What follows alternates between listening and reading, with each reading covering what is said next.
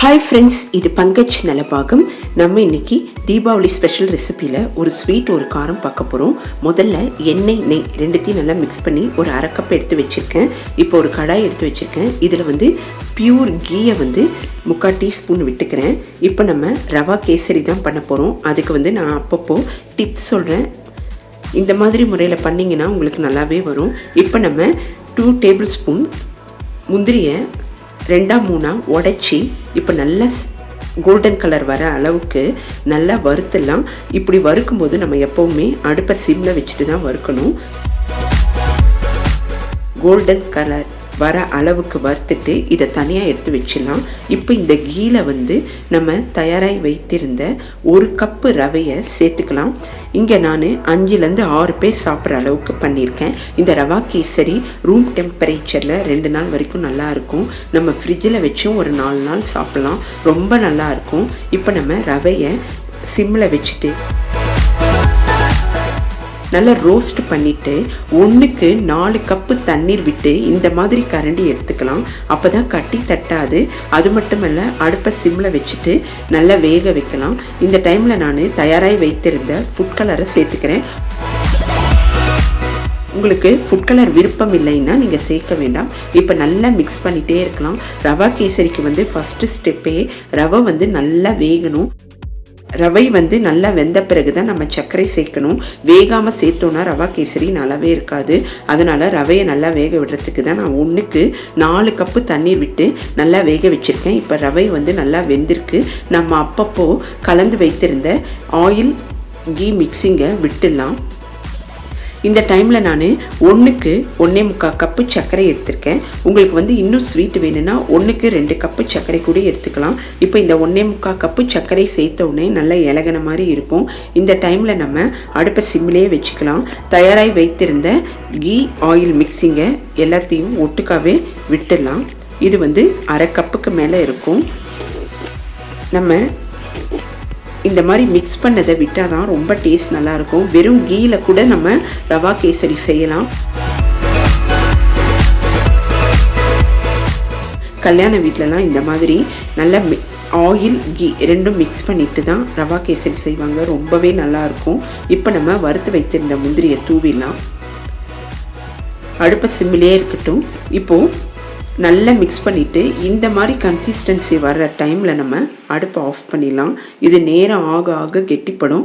அதனால் கொஞ்சம் செமி சாலிடாக இருக்கும்போதே நம்ம அடுப்பை ஆஃப் பண்ணிடணும். அப்போ தான் ரவா கேசரி வாயில் போட்டோடனே கரைஞ்சிடும். அந்தளவுக்கு டேஸ்ட்டாக இருக்கும்.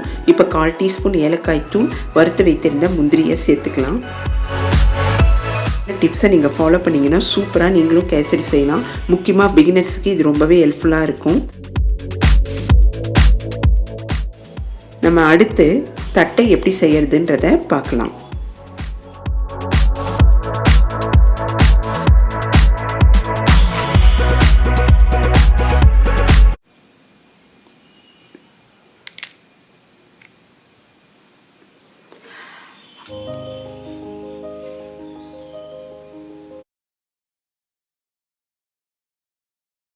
தட்டை பார்க்க போகிறோம். பாருங்க எவ்வளோ கிறிஸ்பியாக முறுமுறுன்னு வந்திருக்கு.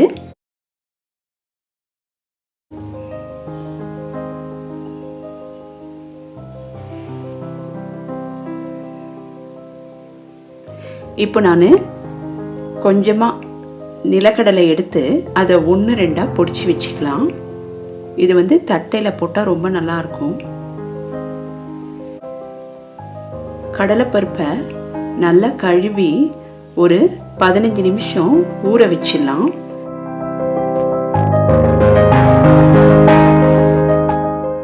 இந்த கடலைப்பருப்பையும் தட்டை பண்ணும்போது யூஸ் பண்ணிக்கலாம்.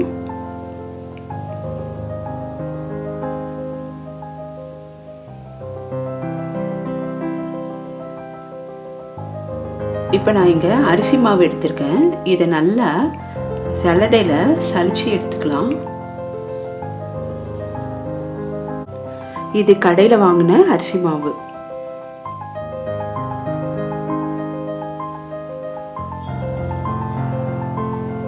இப்போ இதுக்கு நமக்கு உளுந்த மாவு தேவை. அதுக்கு நம்ம ஒரு அரை கப்பு உளுத்தம்பருப்பை நல்லா பொன்னிறமாக வறுத்து எடுத்துக்கலாம். இது எதுக்குன்னா, இதில் நம்ம வந்து ஒரு ஸ்பூன் வந்து ஆட் பண்ணுவோம்.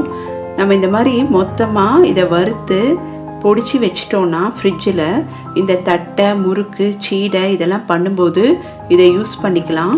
அதனால் ஒரு அரை கப்பு போல் எடுத்து நல்லா பொன்னிறமாக வறுத்து பொடிச்சு வச்சுக்கலாம். இப்போ இதில் பொடிச்சு வச்ச மாவை நான் தட்டை செய்யறதுக்கு எடுத்துக்க போகிறேன். நம்ம ஏற்கனவே சலிச்சு வச்ச அரிசி மாவோட இந்த ஒரு ஸ்பூனை நம்ம இங்கே ஆட் பண்ணிக்கலாம். இப்போது பொட்டுக்கடலையை மிக்சியில் நல்லா நைஸாக பொடிச்சு சலிச்சு வச்சுக்கலாம். இப்போ அந்த பொடியும் நான் இங்கே ஆட் பண்ணியிருக்கேன். தேங்காய் துருவல் ஆட் பண்ணியிருக்கேன். இது வந்து இந்த தட்டைக்கு ரொம்ப நல்ல டேஸ்ட்டு கொடுக்கும். நம்ம 1-2 பொடிச்சு வச்ச நிலக்கடலை ஆட் பண்ணியிருக்கேன். கடலைப்பருப்பு அதுக்குள்ளே ஊறி இருக்கும், அதையும் நான் இப்போ எடுத்து ஆட் பண்ணியிருக்கேன்.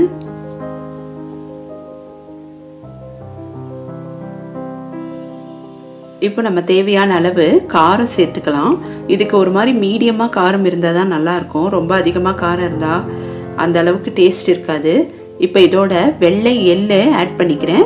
வெள்ளை எள்ளு இல்லைன்னா கருப்பு எள்ளு கூட எடுத்துக்கலாம்.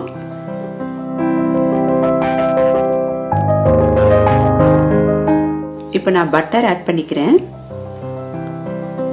சூடான எண்ணெயும் சேர்த்துக்கிறேன். தேவையான அளவு உப்பு சேர்த்துக்கிறேன். பெருங்காயத்தை தண்ணியில் ஒரு 10 நிமிஷம் ஊற வச்சு அந்த பெருங்காய தண்ணியை இதில் விட்டுக்கலாம். வாசனை ரொம்ப நல்லா இருக்கும். தூள் பெருங்காயத்தை விட இந்த மாதிரி கட்டி பெருங்காயத்தோட வாசனை நமக்கு நிறைய கிடைக்கும்.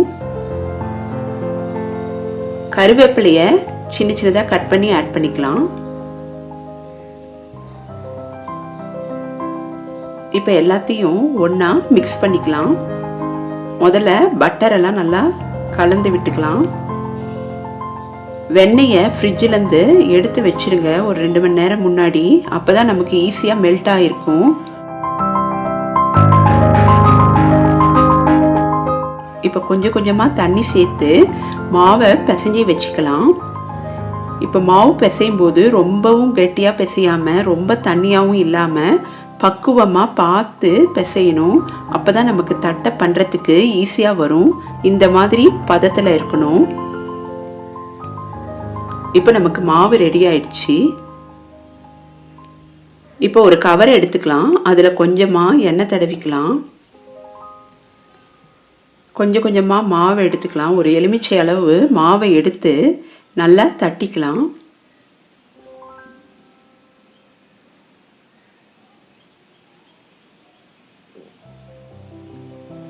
உங்களுக்கு எவ்வளோ பெரிய சைஸ் வேணுமோ அந்த அளவுக்கு தட்டிக்குங்க. ஓரளவுக்கு இந்த சைஸ் இருந்தால் நமக்கு நல்லா இருக்கும்.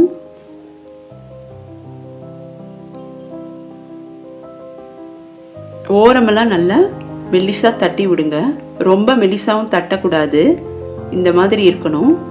இப்போது ஒரு ஃபோர்க் எடுத்து அங்கங்கே சின்ன சின்னதாக இந்த மாதிரி ஓட்டை போட்டுக்கலாம். ரொம்ப கிறிஸ்பியாக வரும் நமக்கு. இப்போ கடாயில் தேவையான அளவு எண்ணெய் எடுத்துக்கலாம். எண்ணெய் மீடியம் ஹீட்டில் வைக்கணும்.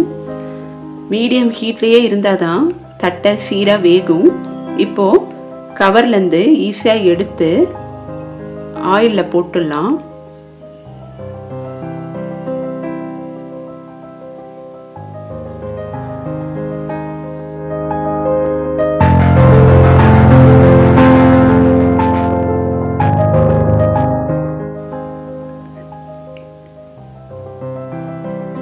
ஒரு நிமிஷம் திருப்பி போட்டு ஒரு 2 நிமிஷம் போல் வேக விடலாம்.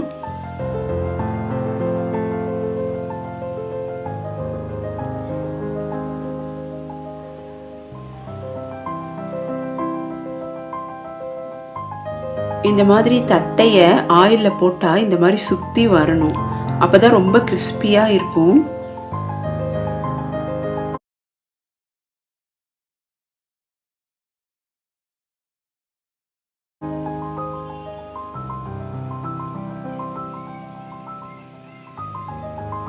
இப்போ நம்ம தட்டையை எடுத்துடலாம். நமக்கு தட்டை ரெடி ஆயிடுச்சு. கிறிஸ்பியாகவும் டேஸ்ட்டாகவும் இருக்கும்.